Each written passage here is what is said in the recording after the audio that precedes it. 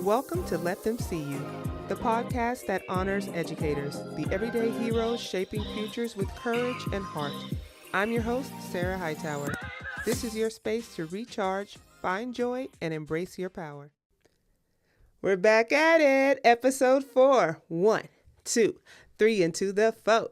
All you educators, back to school is at the door. Episode 4. So excited that we are here. We have made it this far. This episode is going to be a wonderful one. It's called, Do You See Me, though? And the purpose of it is, hey, we're headed back to school. You're going to be a staff member in the building. You're going to be on different teams. But hey, guess what? You're human and you are your own individual person. And you need to show that, and other people need to see that. How do we get to know one another? Conversation. That's one of the main ways to get to know someone. Of course, you can observe them. Of course, you can listen to what they say to others or how they behave around other people. But really, the best way to get to know somebody is to have a conversation with them. That's the best way. So in today's quick chat, I want to tell you a little bit more about Charles Duhigg's Super Communicators book. I love this book for many reasons, but one of the main reasons is that it gave me some insight into what exactly is super communication and why do we need it. So in the book, he taps into these 3 key ideas that help you become a super communicator. It's mastering high quality, meaningful conversations. And so the first thing he says you have to do is to know the type of conversation that you're in. Is it a practical conversation, emotional conversation, or a social conversation? And so every conversation falls into one of those 3 categories. You need to know if you're going to be focused on solving a problem, like a practical one. If you're going to be focused on how someone feels, that's an emotional one. Or if you're going to be focused on how people relate to each other within their place in a group, that is a social conversation. Many times, these 3 weave in and out of each other, often during one conversation. So you might start out as a focused and practical conversation. And the point is to come together to solve some sort of problem. And then you kind of fall into a social conversation because something somebody said reminded someone else of this one thing that happened. And you start relating to one another because of that one thing. But then it triggers something in another person and they get a little emotional. And so it then turns into an emotional conversation and you have to switch gears for that. So knowing the type of conversation is not easy for everyone. And it actually takes practice to identify which one you're in and moving in and out of them seamlessly. But once you get it, you got it. Some of us have to work a little harder at it than others. But for the most part, with practice, you should be able to identify which one you're in and be able to be a part of those conversations. Another one is looping for understanding. That means that you are in a conversation that involves turn taking and curiosity. And in order to loop for understanding, you have to be able to actively listen, ask a follow-up question, and show that you're trying to really understand the other person. So Duhigg calls that the loop because it's a back and forth cycle. So the speaker shares something and then whoever is listening, they reflect or ask a question and then it keeps continuing. And as it keeps continuing, you build trust and understanding amongst one another. So it might be one of those, what I heard you say was this. Is that right? And the person will respond, yes, that's right. Or no, that's not it. It was actually this. And you keep doing it until you ensure that you understand one another. Pretty powerful stuff. And then the third idea for being a super communicator is to match emotion with emotion. I struggle the most with this. Why? Because it is meant to meet people where they are emotionally. I don't know if you're like me at all, but if someone is, I don't know, overly excited, it's not always easy to be overly excited with them. Or if someone is visibly upset, it's not always easy to get into that emotion with them, especially if you don't know them. It can be easy to kind of be like, okay, woo woo woo, well, see you later. That becomes awkward for a lot of people. But matching emotion with emotion is one of the key ideas of being a super communicator. When somebody is expressing vulnerability or anger or joy or sadness, super communicators can respond by matching their emotional tone, not just what they're talking about. For example, if somebody is really excited because they're going on a trip and you say, oh, okay, well, I'm going on a trip too. That doesn't create the kind of connection that the actual excitement they feel would create. So if they say to you, I'm so excited, I'm ready, I can't wait to go to my trip for Florida, we're all packed, gassed up, ready to go. If you're like, cool. Okay, well, that's not mean, but you haven't matched their emotion. However, if you say, oh, that's so exciting, where are you going in Florida? Are you going to do something there? Are you meeting family? Are you going to Disney World? What's the purpose? Why are you going to Florida? And you start asking more questions, matching their excitement. That builds connection with people. Again, this can be a struggle for a lot of folks. Maybe because you struggle with matching emotion or you really don't care. That both are fine. Both are fine. But if you want to grow in connecting with others, these are things that you do in order to do that. Again, those key ideas that Duhigg explains in the book are knowing the type of conversation. Is it a practical conversation, an emotional conversation, or a social conversation? Looping for understanding, really actively listening to kind of paraphrase what they're saying and summarize what they're saying in your own words, and then asking them if you're right and allowing them the space and opportunity to tell you yes or no. And then it keeps going. And then the third thing is to match emotion with emotion. So those are 3 ways that you could grow yourself and become a super communicator.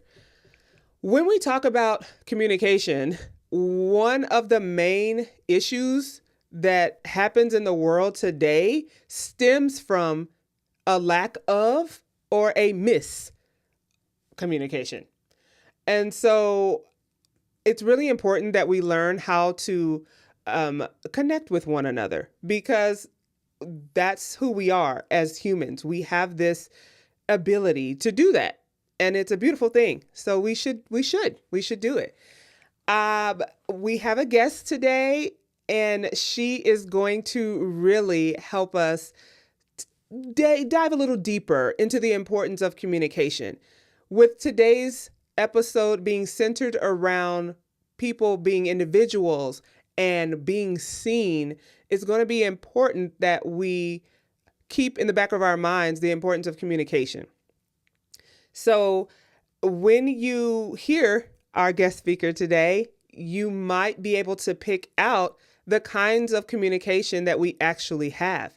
Even in the interview, you may hear how we go in and out of practical conversation, emotional conversation, and social conversation. And so listen carefully for those and think about how you might be able to notice them in your everyday workplace. Let's get into this interview with our special guest. I'll go ahead and introduce you to her so that you can learn a little bit about her.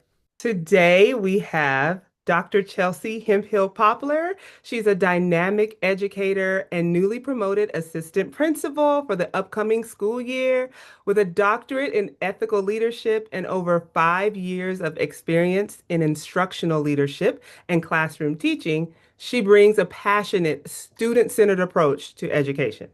Her work focuses on literacy coaching, data-driven instruction, and creating equitable learning environments. A sought after trainer and curriculum developer, she empowers both teachers and students to thrive. Beyond her professional achievements, Dr. Poplar is a proud wife and devoted mother of two beautiful children, balancing leadership at home and in education with purpose and heart. Welcome, Dr. Chelsea Hemphill Poplar. Hey! Thank you so much for being here and for being the very first guest of Let Them See You. I'm excited to talk with you today, like we always talk. Yay. So, as we get into the conversation, I just want to know about a moment in your educational journey where you truly felt seen, not just as an educator, but as a person. That's one of the main reasons why teachers tend to leave either the profession or their campus or district. They don't feel seen. So can you describe, a moment in your journey where you truly felt seen? Yes, so that did not happen until year 8. I am now going into year 9. This will be the start of my ninth year in education. And of those, I've had 6 years worth of classroom experience. And I had two, it was like I went back to the classroom and now I'm moving back out. And it did not happen until I went back into the classroom and I think just knew my own value. A part of allowing other people to see you is for you to see yourself. And I did not know who I was as an educator. I didn't know who I was as a person, not really. Besides a mom and a wife, I allowed all of my other qualifiers to define me instead of saying like I'm Chelsea, right? And so when I went into year 8, I said, listen, I already know how to do this. Okay. So at the end of the day, I'm gonna be me. And if you don't like me, just get in my classroom, pretty much. And so when I had that perspective, I noticed that other people around me liked me for me. They didn't like me for a perspective they thought I had. They didn't like me for my knowledge or my brain, but they liked me for my jokes, my girl, get yourself together moments. They just liked me. And that was the first time in my career I had that. It took 8 years. That's ridiculous. That is But ridiculous. it took that long. But it all came from me changing my perspective, and my perspective changed because of experiences. And so that unfortunately, time is something that changes you, but sometimes it's fortunate and it changes you in a good way so that you're able to have a more positive experience. So it sounds like you kind of shifted your personal identity when you were discussing the moments where you actually felt seen. A lot of it had to do with how you saw yourself.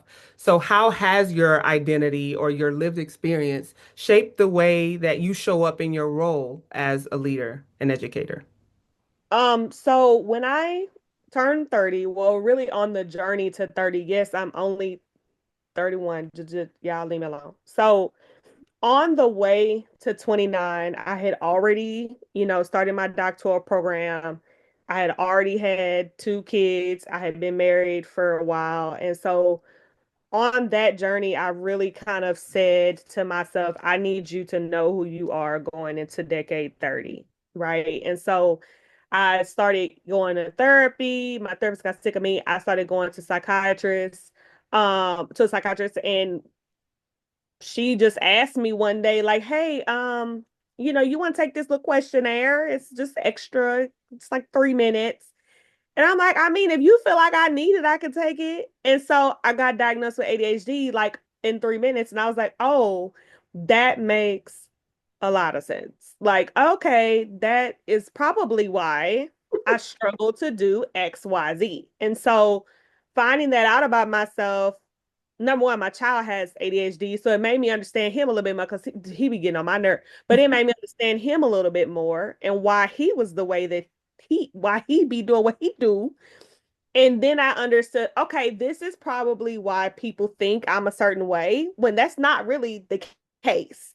It's Mhm. just me. It's a quirk, and they don't know who I am. And honestly, they don't care about me enough to figure out who I am to know whether I'm being mean or not. That part. And so I just, took the journey at that time to say, listen, you cannot go into 30 not knowing who you are. So I went in with a doctorate. I think I defended like January 20, it was like January 28th, January 23rd, something like that. And I turned 30 in February. So it was like a week or two before I turned 30. I was like, I'm not going into 30, not a doctor, and I'm not going into 30 not knowing who I am. So I just had to get do the same thing I tell other people do, which is get their life together. I had to get my life together and know who I was and figure it out. Okay.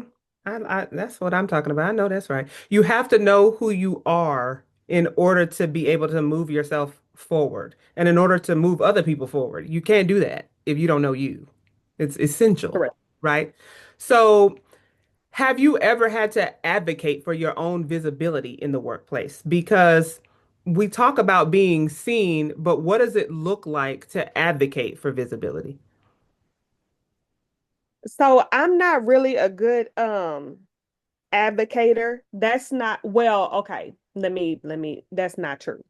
I am, but the way that it comes out is not always the best. I tend to be very abrasive, and it's not on purpose. It's just it is what it is. Like I don't know how else you want me to define the truth. And Mhm. so what I noticed is that a lot of times I would be advocating for myself, but it would be taken as I'm being rude or abrasive. And some of that just has to do with something we deal with as Black women, but I just tend to be straight to the point. I'm not asking, if you ask me what color is the sky, I'm going to say it's blue. It's I'm going to answer the question, but there are some people who need, well, I looked out there today and it was blue, but there last week I looked and I saw a hint of purple. And then previously I saw, so some people just need more. Mhm. And I wasn't given that. It Right. just was what Right. it was. Mhm. And so my push for myself, especially moving back into leadership, has been like advocating in a way that is appropriate for the person you're speaking to. The way that I advocate for myself with my boss is not the same way that I advocate for myself at home. It's not the same way that I advocate for myself with a student. Mhm. It's not the same way that I advocate for myself with a parent, right? And so Mhm. being able to adjust that lens of advocacy based off of who I'm talking to. Now, there are some people you have to cuss out. It just is what it is. Yeah. But And yeah, like I do most it. I of don't the cuss nobody time, most of the time though, if I tell myself, okay, take a step back, one, two, three, Mm-hmm. pop off, wait a bit. What's And it? then I try to figure out, okay, who is this? How can I approach the situation so that it's effective for me? It's effective for them. Because if they don't hear me because of how I approach them, Mhm. it doesn't matter that I advocated for myself. That's The point important. of advocacy is getting what you need. And I don't get what I need if I cussed you out and you didn't hear what I said. Precisely. I think a lot of people need to hear that, not just educators, but those that work with educators. I'm talking any caregiver, anybody that is coming in to support in any way, your approach matters. And just because you're in a particular role whether it be teacher, para, counselor, the principal, the custodian, they're human beings, and you approach a human being with respect. Always, right? Even if you don't know them, all the more reason to approach them with respect. So, okay, thank you for that. What is something about your work that people often overlook or misunderstand, but you know it's essential? Something about my work. I think I think teachers get overlooked a lot. Um, the humanity of just the education system in general is like almost non-existent, unfortunately. Mhm, And that has changed drastically just in my time in education. I'm what people call a baby educator. I haven't even been in a decade, but just from 2016 to now, it is drastically different. mhm, Um, but I think people don't realize that I'm human too, and that like feelings go into my work. Um, this is a profession where unfortunately I can't leave my feelings at home. I'm not just sitting at a computer and working on specific accounts that don't talk back to me. I'm not standing in front of a boardroom just giving a presentation and they either say yay or nay. mhm, There's a lot of emotion that goes into multiple aspects of the career. And it's very hard to be in this career and not have some type of emotional tie to it, mhm, whether it's teaching the children and really helping them, whether it's just you love to serve your community in that way. It is some type of heart within the career, mhm. but when you put your heart in, it's easier to get hurt. And I Um, think people forget about that. They forget that the teacher in that classroom or the principal of that building is here away from their children, away from their life to better your child's life. And so it's a personal sacrifice that we give up in order to better serve our communities, better serve the children that we see every day. mhm, And so I just wish that people remembered that, not just when we talk, when we talk about how teachers are treated at school, because it's really not great. mhm. But also when we talk about educators and them having to go home and take a break, right? Take PTO days that you gave me and told me don't take, right? Mhm. Just the requirement that it takes on us emotionally, the toll that it takes on educators emotionally, I think is a big one. It is. I agree. Um, there's plenty to hold as an educator. You deal with little humans or big humans in some cases, and it is a lot to carry because sometimes what they drop onto you can be difficult to shake. So it is something that people just forget where we educators don't just handle one or two things a day. We carry a lot at once. So it can be difficult sometimes to leave it there. So what are some practices that you use or you wish were more common in schools to help educators feel valued and whole? Um, so one of the things I try to do is have an open door policy with my teachers. And I ask them, how they are. And I notice that a lot of times teachers will answer, well, I'm almost done lesson planning. I got this set up for the next day and all those things. But I always go back and ask them, okay, but I didn't ask you about your lesson plans. I asked you how you were. Mhm, And so really trying to build that personal relationship with them, not be their best friend, obviously, because there is a boundary there, but get them to know, hey, I remember that you said you had two kids and one of them plays soccer. I remember those things about you. I acknowledge the fact that you have a life outside of here.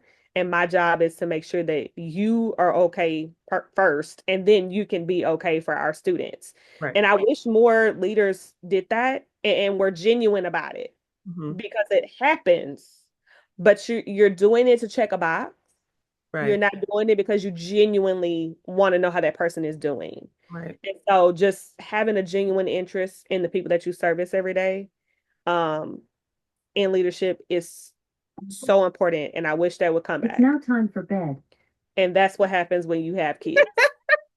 You have to have alarms to tell Okay. them to get in the bed. In the bed. Okay. It's necessary. Well, we've had an awesome conversation. I do have one more question for you, and I think it might be the most important question just because we are not just talking to people that are educators right now, but maybe they want to be. Maybe they're considering it. So if you could tell your younger educator self one thing about being seen and standing in your power, what would it be? Um, that is a really hard question to answer because I just always knew I was going to be an educator. I never saw anything different for myself. Hmm. I would say maybe try to stay in one place. Hmm. But I feel like the moves I've made were for me. At the beginning of my career, I felt like I really moved for me. Hmm. Um, at the end, I kind of moved for my kids, but now, like before, it was like you move because these people crazy, and that's a, um. But I think I would just tell myself, just keep going. Hmm. Know that you will get over the hump. Especially like around year 3, 4, you kind of get over that hump of not knowing anything. I think that's the biggest um struggle is probably I would tell myself to just pursue education outside of like your because I did alternative certification programs. So I didn't wasn't an education major. And I feel like that year of student teaching that I didn't get, sis was needed. Yeah. She needed to be there. Okay, Right. because she was not. Because I had no idea who, what, when, where, why, how. None of them. They wasn't in the room. I didn't know. And So, so sorry, go ahead. I think that educator prep programs, if you're gonna do ACP, it needs to be a program that actually teaches you. Hmm. I think my program was a good one, Hmm. because a lot of our sessions were in person, they were not virtual. Hmm. But they happened throughout the year, and I didn't need to know that. I needed to know that when I started.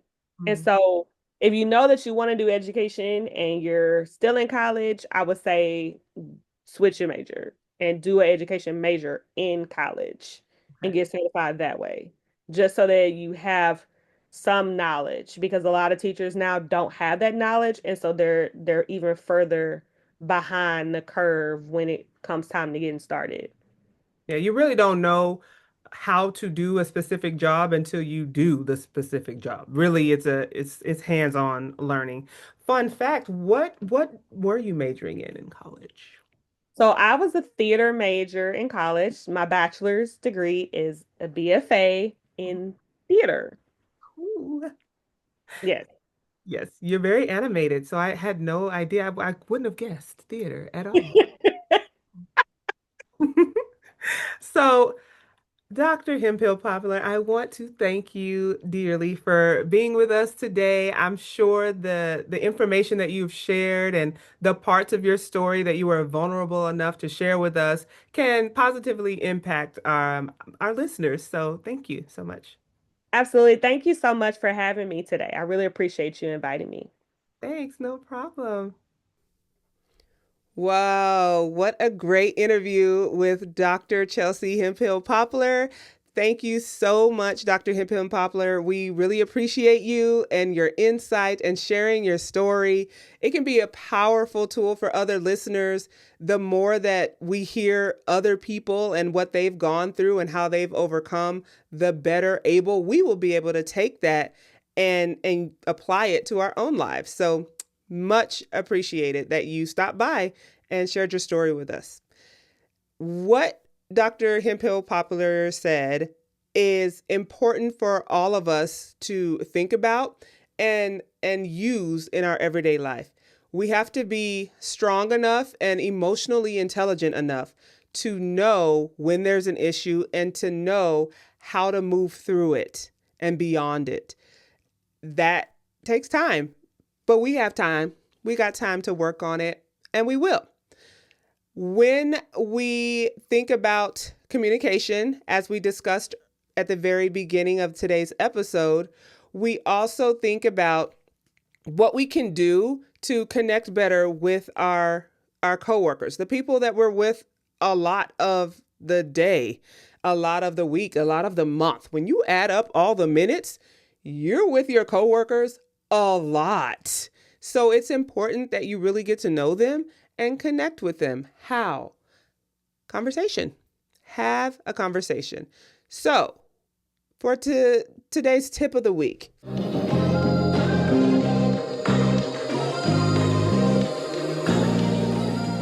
For the tip of the week, I want you to really think about how you have connected with the people you work with. Was it through a social conversation? Was it through an emotional conversation?